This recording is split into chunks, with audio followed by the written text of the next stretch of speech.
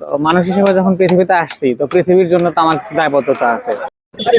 সবচেয়ে কষ্টদায়ক বিষয় হলো আমি আমার এলাকার কোনো লোক পাইনি, সব বাইরের লোকে আমার কাছে সাড়া দিয়েছে। আসসালামু আলাইকুম। আমরা আছি বগুড়া বাজার আন্ডারপাসের সাইডে যে জায়গাটা আছে, সেই জায়গায় প্রকৃতি প্রেমী এবং স্বাধীন জীবন এই সব সম্মিলিত ভাবে এলাকায় ইয়াং জেনারেশন আমার পিছনে দেখতে পাচ্ছেন, সবাই কিন্তু এইটা ফাঁকা জায়গাটাকে কিভাবে আরো সৌন্দর্যবর্ধক করা যায়, কিভাবে পরিবেশ বান্ধব করা যায় তারই প্রয়াস। কিন্তু এখানে আমরা অনেককেই দেখতে পাচ্ছি। আসলে এই লোকগুলোই কিন্তু চান্দাইকোনার বিভিন্ন অংশে বিভিন্ন সময় বিভিন্ন ভাবে চান্দাইকোনাকে আরো কেমন করে সৌন্দর্য করা যায়, আশপাশের জায়গাগুলোকে বৃক্ষরোপণ করে কিভাবে ছায়া দেওয়া যায় সেই কাজ করে যাচ্ছে।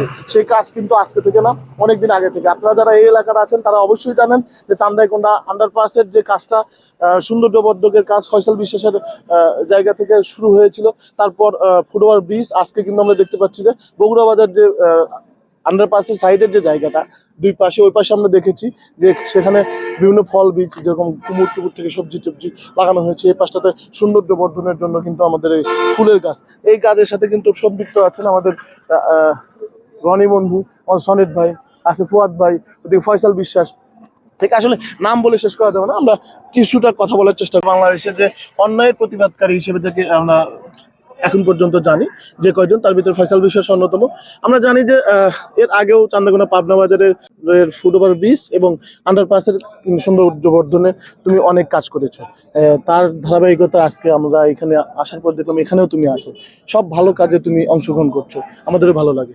এর পিছনে যে ইন্সপিরেশন, সেটা আসলে কিভাবে, তোমার ইন্সপিরেশনটা কিভাবে পেলে আর করতেছ আর কি, যদি বলতাম। আসলে এইগুলা কাজের সাথে সম্পৃক্ত হওয়ার পিছনে হচ্ছে মূল যেটা কারণ, সেটা হচ্ছে আমরা মানুষ হিসেবে যখন জন্মগ্রহণ করেছি পৃথিবীতে। আমার এখন 23 বছর চলতেছে, তো 23 বছর আগে আমি পৃথিবীতে ছিলাম না।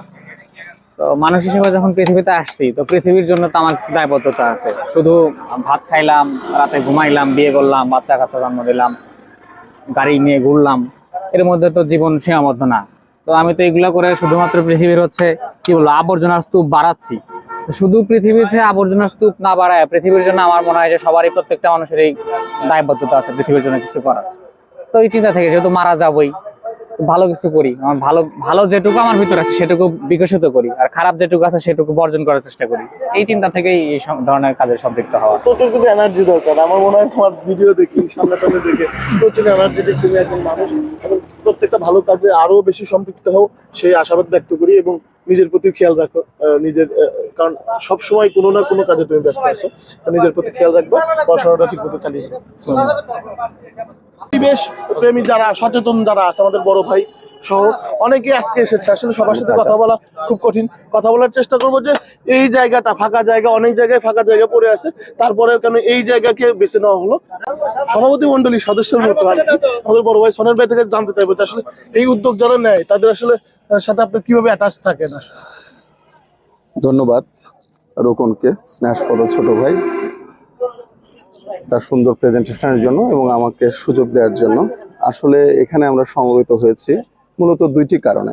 একটি কারণ হলো আপনারা জানেন যে প্রাকৃতিক ভারসাম্য রক্ষায় একটি দেশের 25 ভাগ বনভূমি থাকা দরকার।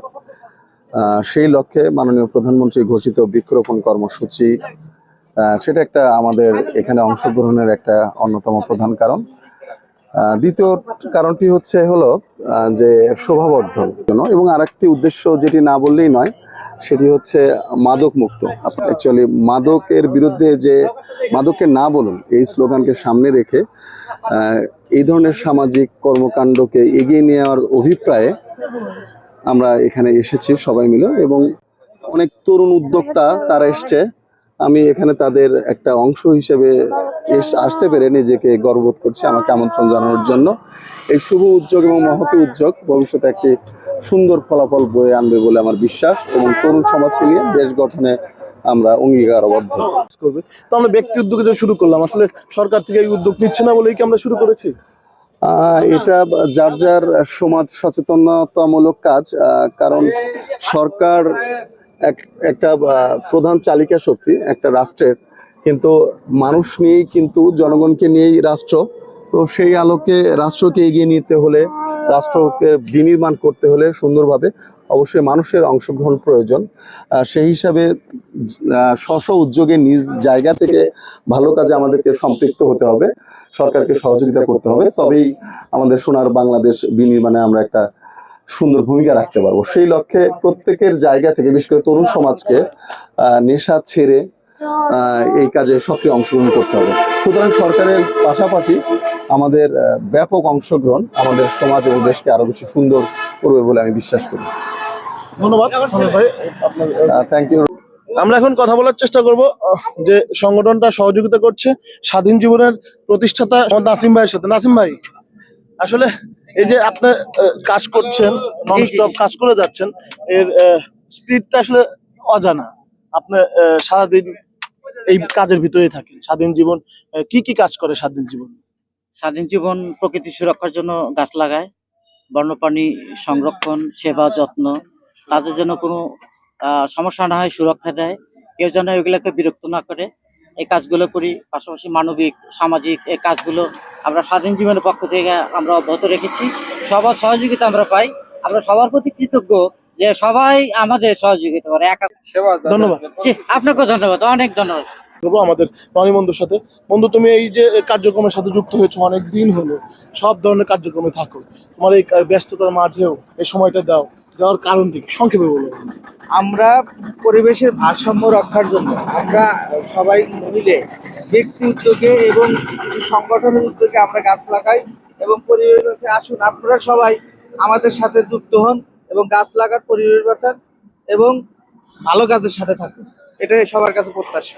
আমরা আরো অনেকের সাথে কথা বলার চেষ্টা করবো আমাদের সঙ্গে। আমরা আরেকজনের সাথে কথা বলবো, আমাদের ফুয়াদ ভাইয়ের সাথে। অনেকদিন হলোই আমরা এই ধরনের যত কার্যক্রম আছে সব জায়গায় আপনার উপস্থিতি। এই উপস্থিতির কারণ মনের ক্ষুধার জন্য আসেন না কোন কিসের জন্য আসেন, ভিউয়ের জন্য আসেন, কোন কারণে আসেন আসলে জাতি জানতে চায়। আসসালামু আলাইকুম। আসলে এগুলাতে আসা হয় আমার আসলে মনের টানেই। এখানে কোনো ভিউয়ের ভাইরাল হওয়া বা ভিউ পাওয়ার আশায় আমি আসি না। হ্যাঁ, কারণ এগুলা করলে আমি আরো আগেই ভিউ বা ভাইরাল হতে পারতাম এসব কাজ দিয়ে। কিন্তু আমি সবসময় আড়ালে থাকতে পছন্দ করি। যেমন আজকের এই প্ল্যানটা গত 1 মাস হলো চলতেছে। ফরহাদ ভাই প্রথমে আমাকে বলার পরে আমি এবং ফরহাদ ভাই দুজন মিলে দীর্ঘ সময় এর পেছনে ব্যয় করেছি। কিন্তু সবচেয়ে বড় কথা হচ্ছে যে আজকে আমি কিন্তু সবার শেষে আসছি এখানে। আমি ভাবছিলাম যে এখানে আসবোই না, কিন্তু এদের বারবার তাড়া দেওয়ার কারণে আমি এখানে আসতে বাধ্য হয়েছি। এটাই।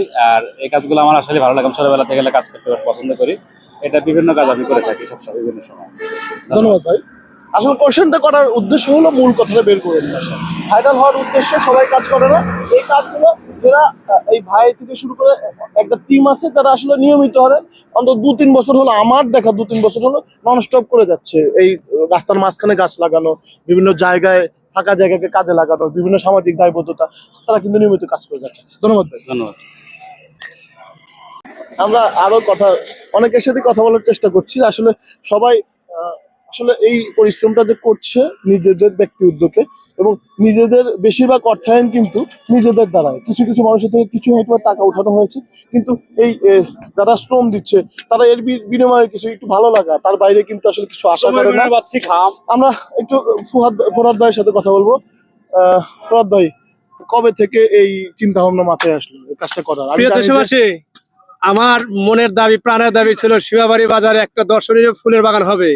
সেই উদ্দেশ্যে একটা ফেসবুকে পোস্ট করেছিলাম। তারই প্রেরণায় আজকে বাগান করতে সফল হয়েছি। এবং সবচেয়ে কষ্টদায়ক বিষয় হলো আমি আমার এলাকার কোনো লোক পাইনি, সব বাইরের লোকে আমার কাছে সাড়া দিয়েছে। তারপরে আলহামদুলিল্লাহ যে এখানে একটা বাগান হচ্ছে। আমরা যদি সুযোগ পাই, সময় পাই, শুধু আমাদের সীমাবাড়িতে নয়, সারা বাংলাদেশে এরকম বাগান করবো ইনশাআল্লাহ। শুধু নিজের স্বার্থের জন্য না, দেশের জন্য কিছু করা প্রয়োজন। এই জন্য আমরা এটা উৎসাহিত হই। আমরা আশা করব যে আসলে আমরা যে উদ্দেশ্য নিয়ে এখানে এসেছি, সবার উদ্দেশ্য যেন সঠিক হয় এবং দেশ এবং জাতির যেন উন্নয়ন হয়। আপনারা জানেন যে গ্লোবালি আমরা কিন্তু খুব রিস্কের ভিতরে আছি। জলবায়ুর যে পরিবর্তন হচ্ছে তারই কিন্তু আমরা সবচেয়ে বড় ইফেক্টিভ হবো আমরা এই যে জায়গাটা।